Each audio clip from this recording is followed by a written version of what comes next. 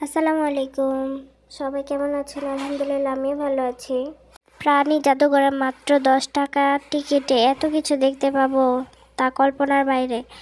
আর আপনারাও দেখবেন, আমার সাথেই থাকুন। আপনারা যখন জাদুঘরে যাবেন তখন তার ডান পাশে আপনারা বড় তিমির কঙ্কাল দেখতে পাবেন। তিমির আয়তনটি বেশ আকারে বড়।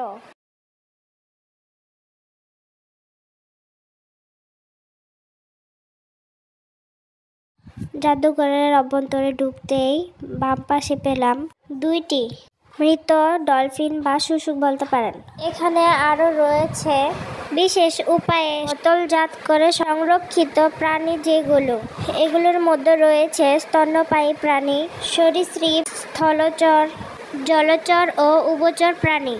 এখানে রয়েছে বিভিন্ন জাতের মাছ, কাঁকড়া, সাপ, পোকামাকড় সহ বিভিন্ন প্রাণীর মৃতদেহ সংরক্ষণ করা হয়েছে। এছাড়াও সংরক্ষিত করা হয়েছে অনেক পাখির ডিম। আরও রয়েছে সামুদ্রিক শামুক সহ অনেক মাছ।